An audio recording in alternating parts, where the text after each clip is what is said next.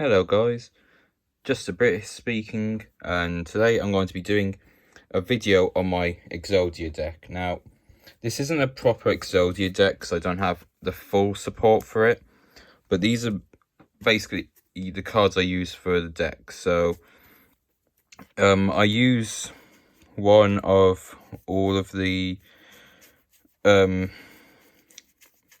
beasts from the original anime. So I use an obelisk, a Ra, and a Slifer. Mainly, most of these cards are sort of like filler cards because I don't have the full Exodia like support deck. So I have to basically fill it with stuff. So I have the Egyptian god cards because I feel like it fits, because Exodia is the Egyptian gods in the anime of sort. I haven't fully watched the anime. So yeah, I have one of every piece. Because if you're gonna do an Exodia deck, you gotta at least have one of every piece. That just goes without saying, right? Just try and find the last piece here. There we are. So I have all the 5 pieces.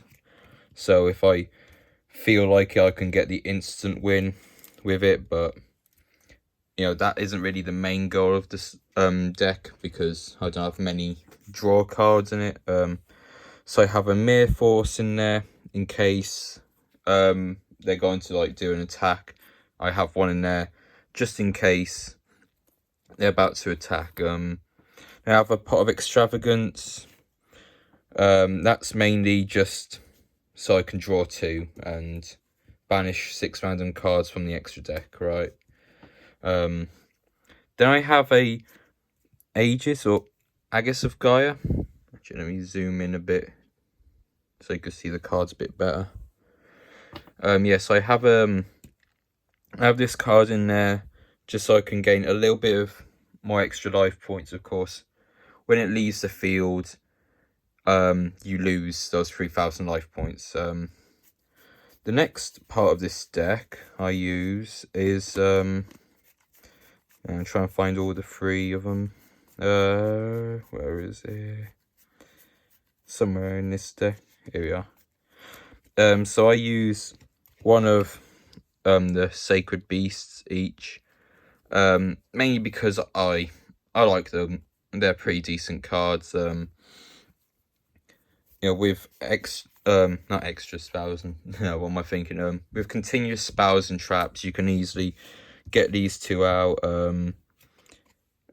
For this one, it's more difficult. You have to tribute 3 fiends, which I do not have in this deck, but I just have it there mainly so it fills the deck. Basically, most of these cards here are to fill the deck. I have an advanced draw, so I can draw cards, but of course I have to tribute a level 8.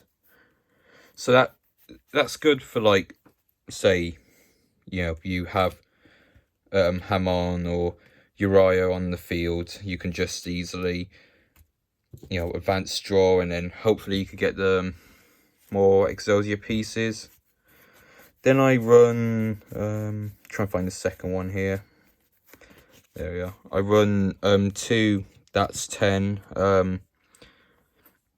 Mainly so I can just get continuous traps onto the field, so it makes it more difficult for the opponent to do certain stuff.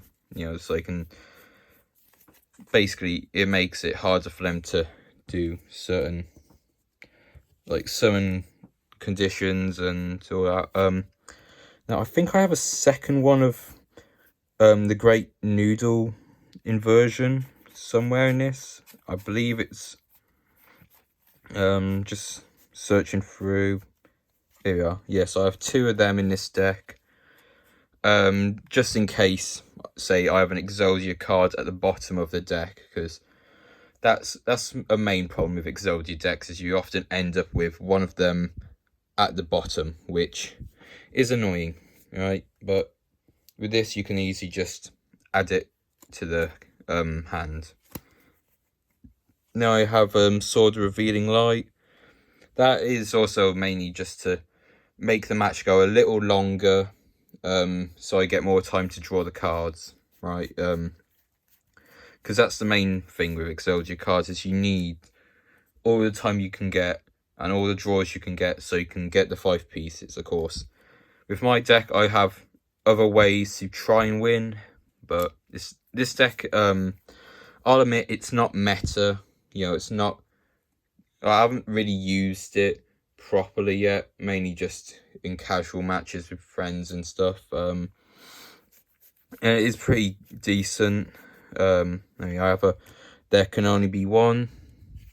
That is good for basically making it so if they have like an archetype, no, not an archetype, no, like a deck that's heavy in one type of card. So like, say if they have a deck that's heavily beast cards, then you can easily stop them from using beasts. You could just make it so they have to have only one of them on the field. I have Dark Factory for mass production. That is mainly so I can get Exodia cards from the graveyard when they end up there. They have a Harpy Feather Duster just to basically clear the field. You know, if they have any annoying spells or traps, I can easily get rid of them. Contract of Exodia, you know, that's pretty much self-explanatory. You know, for any Exodia deck, I always usually run a Necros. Then I have Golem that guards the Millennium Treasure. Of course, you know, I don't have the Millennium Arc, I think it needs. Yeah, the Millennium Arc. Nor do I have the Temple field spell. You know, most of these are just from odd packs, you know. I don't really buy certain cards online because they can be pretty pricey, so I just use whatever I get from packs mainly. Yeah, then I have a Pot of Duality, just so I can draw and then see what the next couple of cards will be. Then I have a Monster Reincarnation. Again, it's good for like getting a card out of the grave, but not the best. Then I have one Obliterate. That's a pretty decent card, I'd say. You know, it's continuous trap, so it works with Uriah, and then also it can just, it negates an effect as well as destroy it, I think. Let me try and target one monster from the field, send a forbidden one monster or Exodia. Oh, you return it to the hand. That could be good for like targeting, say, an extra deck monster. Then I have a Senjin. I think I have 2 in this deck. Let me check. I think I have, yeah, I have 2 of them in the deck. Mainly, you know, for like a bit of damage. Of course, you know, you take 2,000, but you can dish 2,750 damage with it. Then I have Awakening of the Sacred Beasts. That just goes well with the Sacred Beasts in the deck. Now, I have Maiden of the Millennium Moon in this deck. I believe I have 3. Let me check. I believe, yeah, I have 3 of them in this deck. Those are just pretty much a good card in general. I think it can't be destroyed, I think. Let me check. I'm trying to make it so there's at least some level of lighting here. Right. Oh, well, that does not work well with the glare. Right. Yeah, cannot be destroyed by battle. So, yeah, it can take damage, but I usually have this in defense mode and it, you know, can't be destroyed. That works well with some other cards I have in the deck. Mainly the extra deck. Oh, I forgot to show us I have a second golem. I forgot I had that in the deck. Yeah. So I have an upstart goblin. That's good for a draw. Then I have crackling. Now this card's fairly decent, if you ask me. Basically, whenever a monster is destroyed, I think it's one monster, isn't it? Let me check. Yeah, once per turn when when monsters are sent from the field to the graveyard. So, I don't know, does that work when one monster is destroyed and then you destroy another one by attack, or does it work like if you destroy multiple at the same time, then they take 800 for each, isn't it?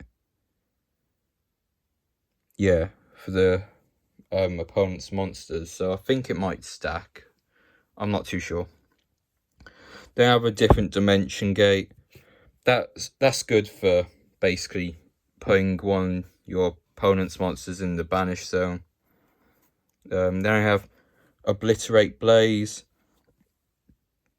That card is pretty good in general with any Exodia deck. Yeah.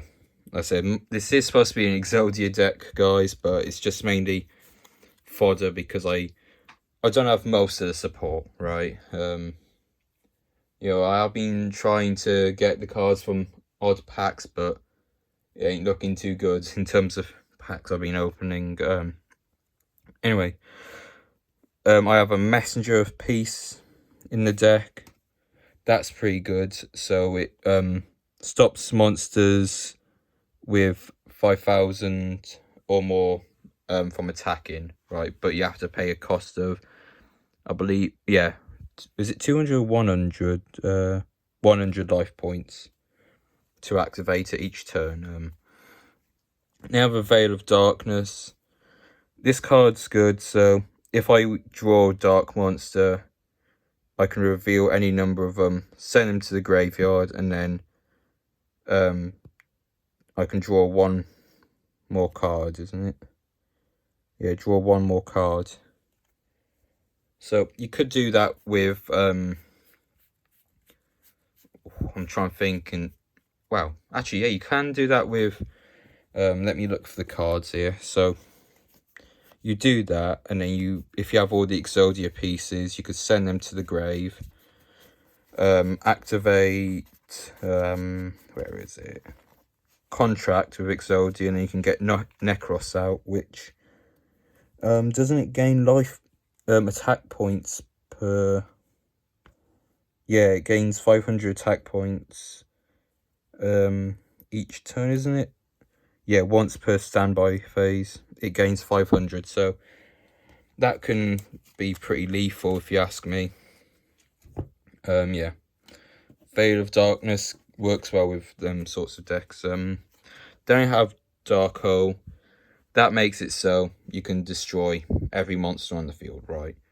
I'm not sure if it affects pendulum monsters, because I know it's annoying as well. Here's the weird thing I don't understand with Yu-Gi-Oh! So there's certain decks that have monsters that go into the spell and trap card zone. And I'm not sure if are they considered continuous spells, because it says they're considered continuous spells on the card when they're in the zone, but they're also monsters, so I'm not sure if something like Dark Hole or Harpy Feather Duster affects them, because they're technically considered continuous spells when they're in the zone, but they're also monsters. I don't know. Comment down below if you know the ruling for that sort of stuff, because I don't know half the time with this card game.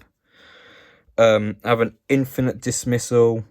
So level 3 or lower monsters are destroyed during the end phase, which I personally say is pretty decent, right?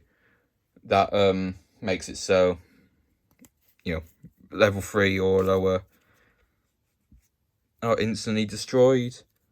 And that works well with the next cards, Gravity Bind.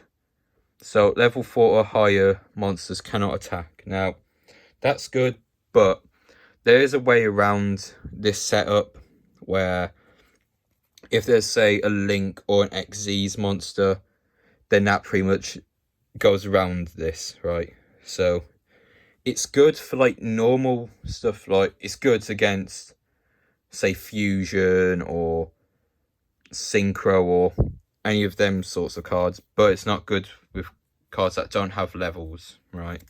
That's what I've learned. Then I have Zomar or Zomar the Spirit. So that card it's a recently new addition to this deck for me. I've seen it a bit and it's pretty decent. So if this card's destroyed, let me read it again. Yeah, when this card is destroyed by battle, inflict battle damage to your opponent equal to the attack of the monster that destroyed it. So that pretty much that's pretty good. So if that's the only card on the field, if they were to attack you, they would take that damage instead. It could be used pretty much as like a, hit me if you can type of thing. You can hit me, but you will take the pain. Like think of it as like a light version of you bow, but not as overpowered, not as broken. Then I have Golden Sarcophagus. I use this card mainly because, well, it's good for getting a certain card in your hand. It's good for getting whatever cards you want into your hand, but you have to wait, I think, 2 turns, I believe. 2 turns after activation, I believe. Then I have a backup squad. So if I were to take 1,000 damage, I would draw a card. It's a bit of a win-lose sort of thing, if you ask me. Like, yeah, you gain the card, you gain like extra draw, but you also take 1,000. I'm not sure if it's per 1,000 or, yeah, you draw 1 card for every 1,000 damage you took.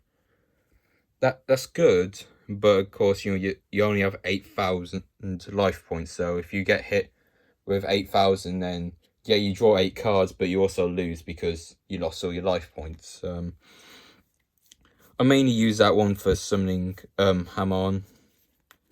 Then I have Different Dimension, Borderline. That card is good when it's like your first hand. It makes it so you can't attack, but they can't attack you. So it's good at the start for like building up, but if you have any spell cards in your grave, then it's nothing really. It does nothing. Then I have the Breaking Rune Guard. That's good for getting Obelisk out. It's pretty much there for Obelisk, so I can get Obelisk out and I can, hopefully survive a bit more extra hits. Then I have a Nibiru. This is the only meta card I'd say is in the deck, in all honesty. Well, saying that, Harpy Feather Duster's pretty meta as well, but yeah, I mainly have this in there just in case I have a deck that summons loads of monsters that turn.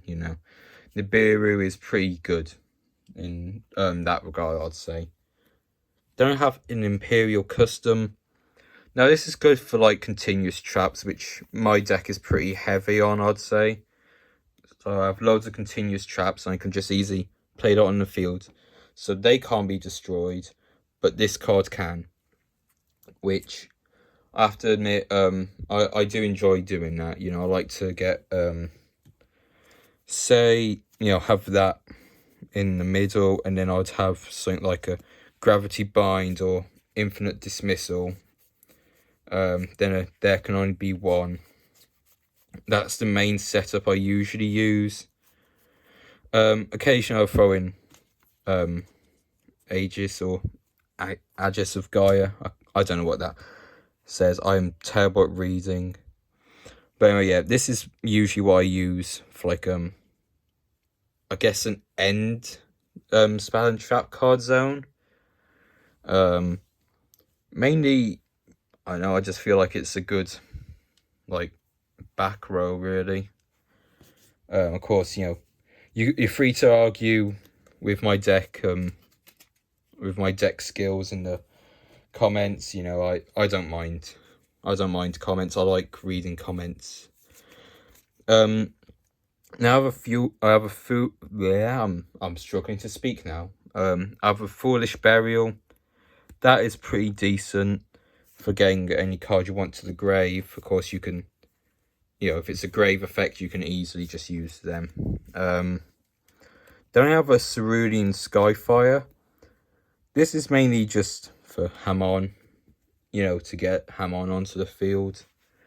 Now I have a Regulation of Tribute, where I could declare a monster type, and monsters of that type cannot attack. So that's kind of a way around like certain Xyz and Link heavy decks, right? Of course, pair that with where is it? Imperial Customs. That can be pretty good, right? Then I have a Supply Squad, just in case any monsters would be destroyed. Really, you know, I get to draw a card. I'm not sure if that also counts for tokens. I know tokens classed as monsters. I guess they. Oh, I'm not sure. That's kind of a grey area if you ask me. I'm not too sure. You know, I'll admit this. I'm very new to Yu-Gi-Oh, guys. I only started last year. It's nearly been a year since I started getting into Yu-Gi-Oh. And for the last two cards of this deck, I use a Gravekeeper's Servant. That's good for, like, if they wanted to, well, when they do declare an attack, you can easily use this and they'd have to send a card from their deck to the grave.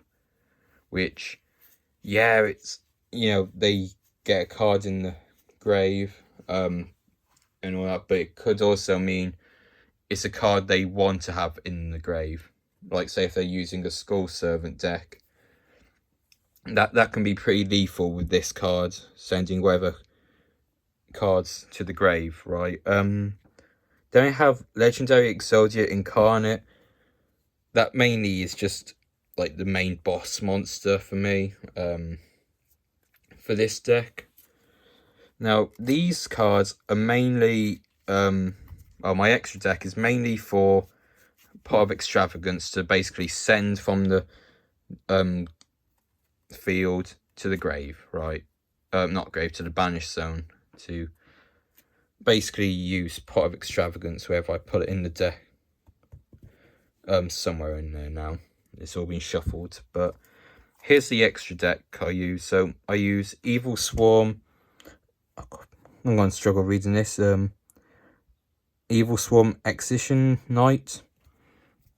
That card's good for basically clearing the field. I think it destroys spells as well, I think. Yeah, destroy all other cards on the field. So it's good for clearing the field. Of course, you can't attack that turn, but either way, it's still pretty decent. Then I have two number 103 Ragnar Zero. This is mainly just fodder for the deck, in fact. All these fusion cards. I'm going to just call this one Fiendsmith because it's a Fiendsmith card, and I can't read the last name because I am very, very dyslexic, guys. I struggle with reading these card names. Actually, let me center this a bit more. Then I have Aerial Eater.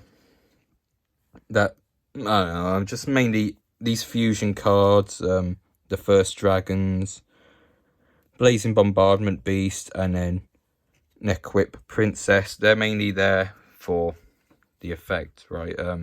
Same with Cluaria. You know, I use them mainly just so I can send them to the banished zone and draw two. Now, these next cards I use occasionally, but I don't really use my extra deck that much.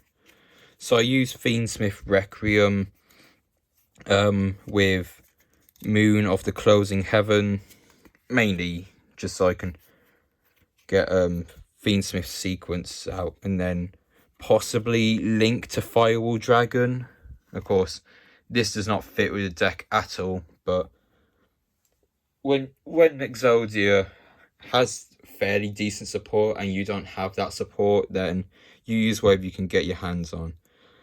Kind of like my Super Dimensional Robot Galaxy Destroyer. That is a mouthful, I must admit. Mainly it's just a big, heavy monster. What's its effect again? Oh, destroy all spell and trap your opponent controls.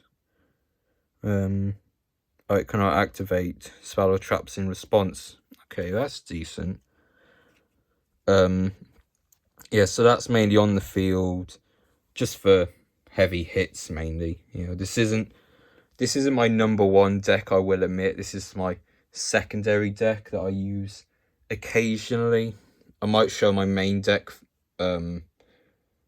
later on, you know, maybe in another video, but to finish this one off, I just have a Ragnakia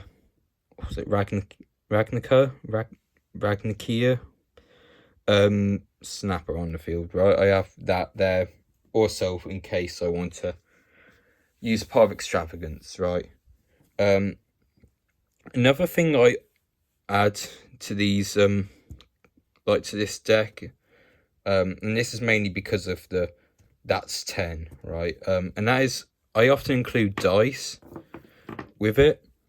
That's so I can keep count of the counters. In fact, that's what I personally recommend for any cards that have like counters on them. Just have a dice with it so I can keep count of what the number of counters on there. So usually I have you know, a D20, just so I can keep count of all of the counters, right? Yeah, that's pretty much the video right there. I include dice just so I can keep count of the counters, really. That's pretty much it, right? I could have done a more detailed explanation of why I use certain cards, but I don't know, it's just, I don't want this to be a, you know, hour-long video. I mean, looking at the time right now of recording, it's nearly 30 minutes long, right? Yeah, of course, it has been a long video for me to explain all this, this deck. I say it's not my best deck. My best deck would be my Trap Tricks deck. Saying that, I use Trap Tricks for it, but I mainly use where is it? There it is, Cosmic Tree in it. That card I say is perfect for any Trap Tricks deck, if you ask me. But I will probably do a video on my main deck in another video, but for now this was just a video going into my Exodia deck, right? You know, it's not a full-on explanation of the cards, but it's a brief summary of what I bring to the table, right? Alright, this is Just a Brit speaking, signing out.